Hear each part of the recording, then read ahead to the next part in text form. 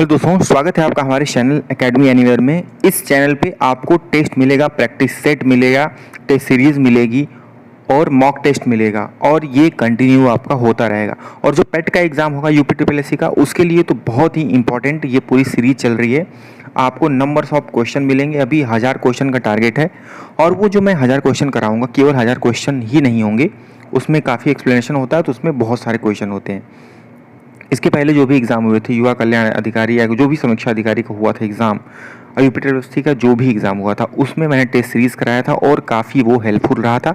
आप जाके देख सकते हैं। तो इस चैनल पे आपको प्रैक्टिस सेट मिलेगा पूरा, वो भी बिल्कुल फ्री में मिलेगा। कोई इसमें आपको पेड कुछ कोर्स नहीं है, डायरेक्ट आपको पीडीएफ भी प्रोवाइड कराई जा सकती है, बस आपको सपोर्ट चाहिए। तो जल्दी से स्टार्ट कर लेते हैं अपना टेस्ट सीरीज।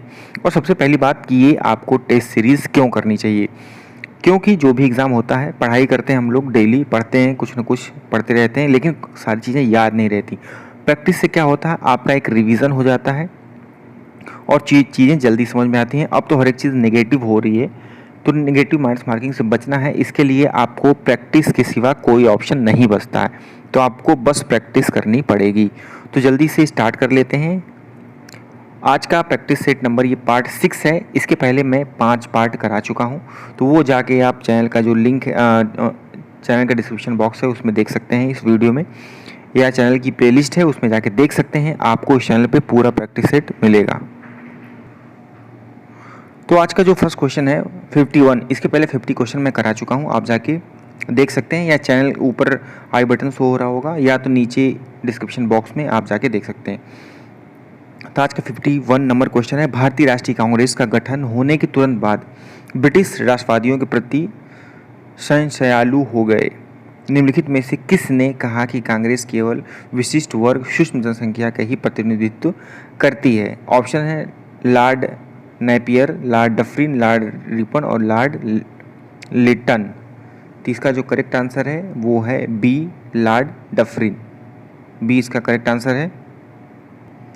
और थोड़ा सा जान लीजिए आप भारतीय राष्ट्रीय कांग्रेस के बारे में। तो भारतीय राष्ट्रीय कांग्रेस जो है, इसका गठन जब हुआ था तो ये हुआ था 1885 में। एक अंग्रेज अधिकारी थे एओ हुम, उन्होंने ये करी थी दिसंबर 1885 में। तो ये राष्ट्रीय कांग्रेस का गठन हुआ था। और इसके बाद इसका करेक्ट आंसर वो है 51 का बी, आपने देख लिया। अब नेक्स्ट क्वेश्चन चलते हैं, 52 नंबर क्वेश्चन। निम्नलिखित में से कौन से क्षेत्र शंख निर्मित वस्तुओं के निर्माण के प्रमुख केंद्र थे? तो इसका करेक्ट आंसर है वो है सी, नदेश्वर तथा बालाकोट। अब नागेश्वर तथा बालाकोट, तो नागेश्वर कहाँ पड़ता है? तो नागेश्वर पड़ता है गुजरात में, ये चीज़ याद रखिएगा। और जो बालाकोट पड़ता है वो पड़ता है पाकिस्तान में, ये चीज़ आप जानते होंगे। तो शंख निर्मित वस्तुओं के निर्माण के प्रमुख केंद्र थे वो थे नागेश्वर तथा बालाकोट। आगे का चलते हैं, 53 नंबर क्वेश्चन। 53 नंबर क्या है, विभाजन विरोधी आंदोलन स्वदेशी आंदोलन के दौरान किसने राजनीतिक स्वतंत्रता किसी राष्ट्र का प्राण वायु है का नारा दिया था? ये इंपॉर्टेंट है, आप लोग शायद ना जानते हो। राष्ट्रीय स्वतंत्रता किसी राष्ट्र की प्राण वायु है, ये नारा दिया गया था। ऑप्शन है बाल गंगाधर तिलक द्वारा, बिपिन चंद्रपाल द्वारा, अरविंद घोष द्वारा या गोपाल कृष्ण गोखले द्वारा। तो इसका करेक्ट आंसर है अरविंद घोष द्वारा, ये याद रखिएगा, इंपॉर्टेंट है ये। कुछ क्वेश्चन अभी चल रहे हैं हम लोग, हार्ड क्वेश्चन है ये। अब नॉर्मल भी आपको मिलेंगे, प्रैक्टिस करते रहिए और आप कमेंट करके बताइए आपने कितने क्वेश्चन अटैम्प्ट किए हैं। ये करने से आप करिए, देखिए आपको काफ़ी बेनिफिट होगा और आप क्वेश्चन कर पाओगे, आपका दिमाग एक्टिव रहेगा अगर आप करते हो तो। नेक्स्ट क्वेश्चन चलते हैं, 54 नंबर। ऋग्वेद में किस देवता की संतुति संग्रहित नहीं है? ऑप्शन है इंद्र, वरुण, पशुपति और मित्र। 54 करेक्ट आंसर है वो है पशुपति, शी। करेक्ट आंसर इसका सी है। 55 नंबर क्वेश्चन चलते हैं। 55 में निम्नलिखित घटनाओं को सही कालानुक्रम अनुसार सजाइए। तो ऑप्शन है खुदीराम बोस को फांसी कब हुई थी, इसमें देना है। और भारत लोक सेवा मंडल का गठन, मुस्लिम लीग का गठन।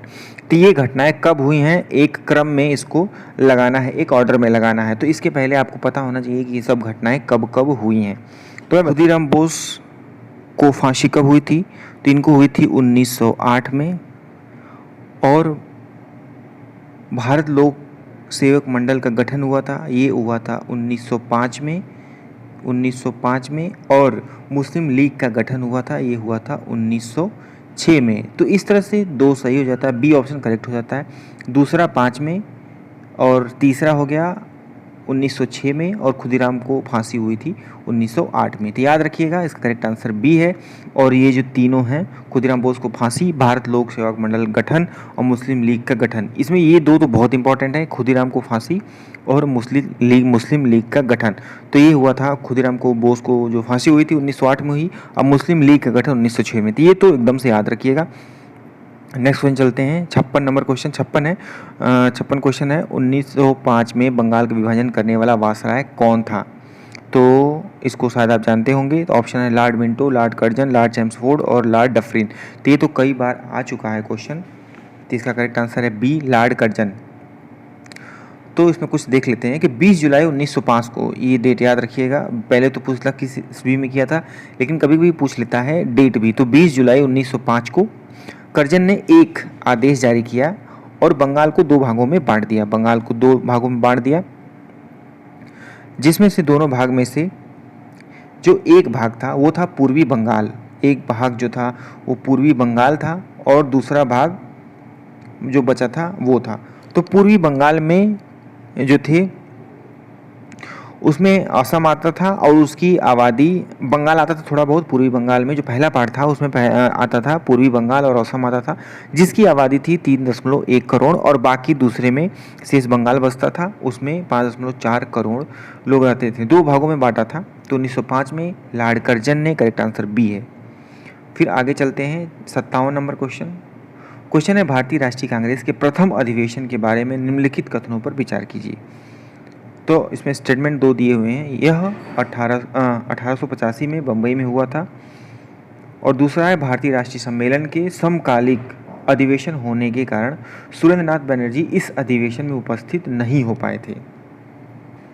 57 का सी ऑप्शन करेक्ट है, 1 और 2 दोनों सही हैं। 58 नंबर क्वेश्चन चलते हैं, निम्नलिखित में से किस स्थल को मेसोपोटामिया के लेखों में मगान कहा जाता है? ये याद रखिए क्वेश्चन, मगान कहा जाता है। तो 58 करेक्ट आंसर डी है, ओमान को मगान कहा जाता था, ओमान को।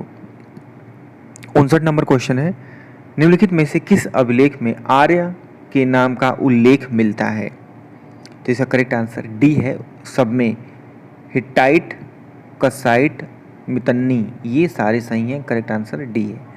नेक्स्ट क्वेश्चन चलते हैं, 60 नंबर, वैदिक काल के संदर्भ में ब्रजपति पद निम्नलिखित में से किसके लिए प्रयुक्त हुआ था? ऑप्शन है वह व्यक्ति जो परिवार का मुखिया होता था, वह व्यक्ति जो चरागाह भूमि का अधिकारी होता था, वह व्यक्ति जो युद्ध में लड़ाका समूह का प्रमुख होता था, इनमें से कोई नहीं। इसका करेक्ट आंसर है बी, वह व्यक्ति जो चरागाह भूमि का अधिकारी होता था। तो वैदिक काल में राजा के जो दैनिक कार्य हैं उनको करने के लिए कुछ लोग रखे जाते थे, उनकी सहायता के लिए अलग अलग तरह के पदाधिकारी रखे जाते थे। उसमें से जो ब्रजपति होता था, इसका करेक्ट आंसर बी है, करेक्ट आंसर बी इसका सही होगा। तो एक चीज़ मैं बता रहा हूँ मैं कि जैसे राजा होता था उसके अलग अलग तरह के लोग को रखा जाता था, पदाधिकारी रखे जाते थे। तो इसका करेक्ट आंसर जो बी हुआ है, वह व्यक्ति जो चरागाह भूमि का अधिकारी होता था, तो ये करेक्ट आंसर है। लेकिन ब्रजपति इसको कहा जाता था, ये नाम याद रखिएगा, उल्टा भी क्वेश्चन पूछ सकता है। तो जो वह व्यक्ति जो चरागाह भूमि का अधिकारी होता था उसको ब्रजपति कहा जाता था, करेक्ट आंसर बी है। और एक वर्ड और आता है, शब्द एक और आता है, कुलप। कुलप किसको कहा जाता था? परिवार के मुखिया जो होता था परिवार का, उसको कुलप कहा जाता था। और ग्रामीणी कहा जाता था। ग्रामीणी जो है युद्ध में लड़ने वाले जो लोगों का एक समूह होता है, उनको ग्रामीणी कहा जाता है। तो 3 वर्ड इससे आपको पता हुआ, कुलप, ग्रामीणी और ब्रजपति।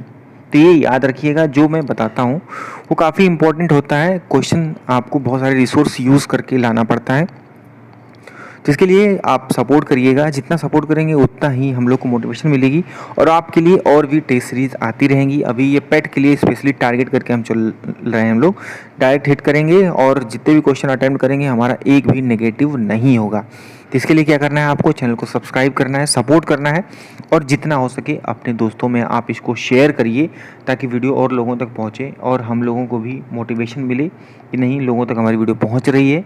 तो उसी हिसाब से आपको वीडियो मिलती रहेगी। दोस्तों देखने के लिए thank you for watching, keep learning. मिलते हैं नेक्स्ट वीडियो में।